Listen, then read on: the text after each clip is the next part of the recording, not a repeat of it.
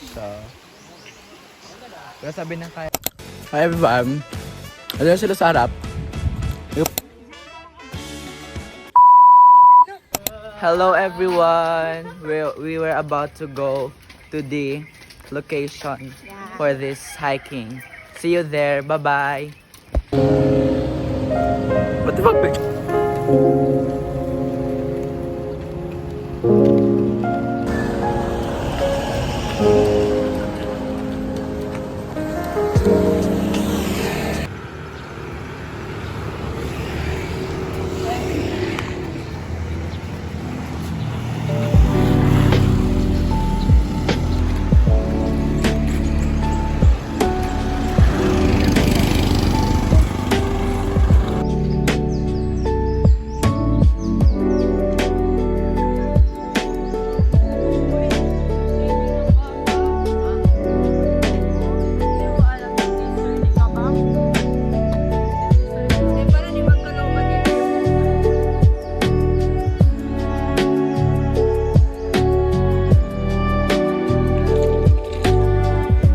We're currently here at Butterfly Garden waiting for our fellow members.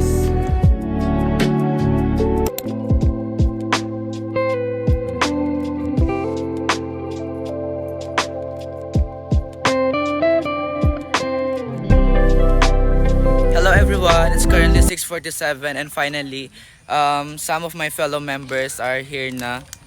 So kakarating lang nila. Ano na lang, isa na lang yung kulang sa amin, which is yung magiging guide namin, which is si Carl. Pero malapit na din siya, so yan. Sakit din di iba ya? Oo. In-hamstring kasi kwan ka. Tight.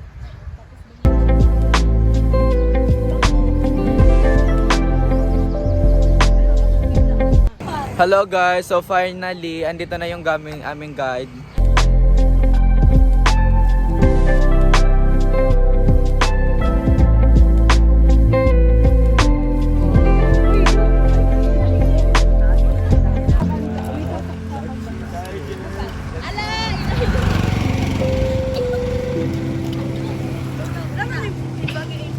So ayan, we're still in the progress ng paglalakad, as you can see.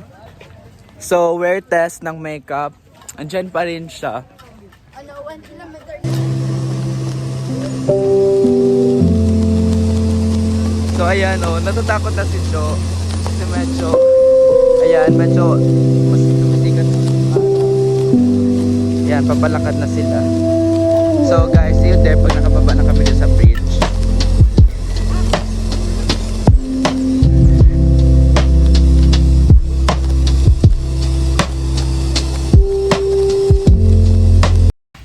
To be honest guys, wala na, pagod na ako. Honest na talaga dun. Kasi nga, kanina pa kami nakalakad dito. Pero it's okay, Dai. For me, it's a recreational activity and also for us to commemorate and also to connect with nature. So ito na nga guys, yung naging consequences namin during the hiking. One of our member is natapilok siya kanina, yung nakita nyo. Then nagkasugat siya. So, yun. Happy birthday, ma! Ay, Sir Moji pa rin.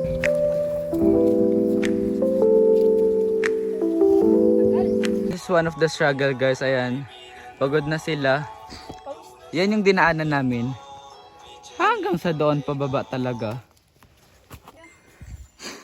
Ayan sila guys. Papaakyat, no? Pangit. Hi, pangit! Angel. Ayan si Angel. Si Wendy to, si Wendy. Ito si... Hello everyone! So, andito na kami sa Campana.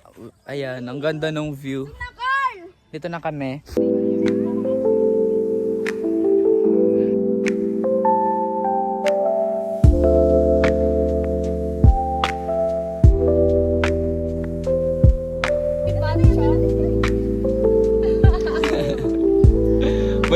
Hello everyone! So, andito na, going back to Honolulu just to get that char. Going to na kami, Nido, Nido. Migasay pa. Pag-G, pataas! Bonakid pala yun, di pa yun Nido. So, pamunta na kami nak. So, see you there. Ay, day.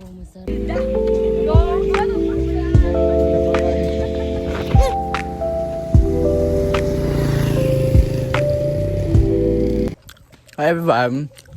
Ano sila sa harap? Yung ba naubos yung fishball ko?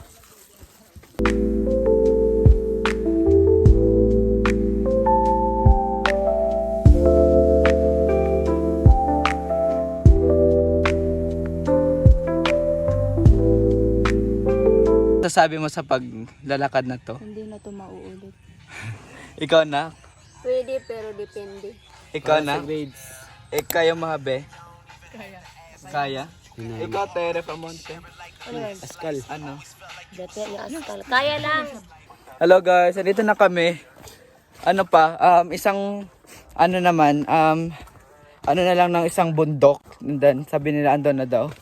Parang wala pa akong nakikitang agos ng tubig dito. To be honest. So as you can see guys, ayan. Ganyan kahirap yung daanan.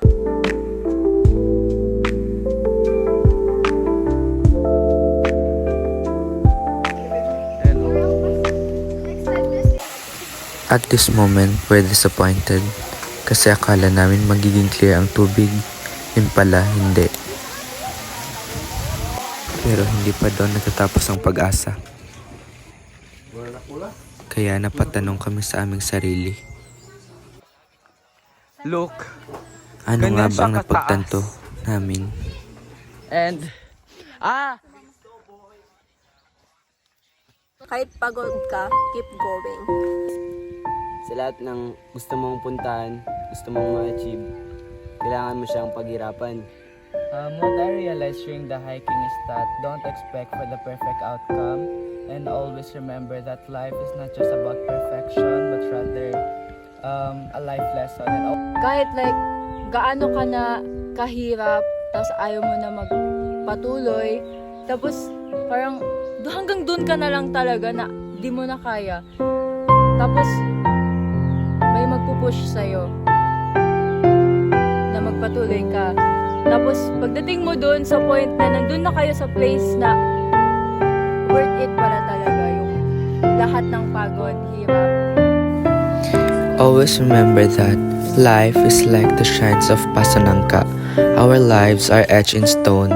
We cannot change the marble we were given, but we have full command over the shape we chose to become.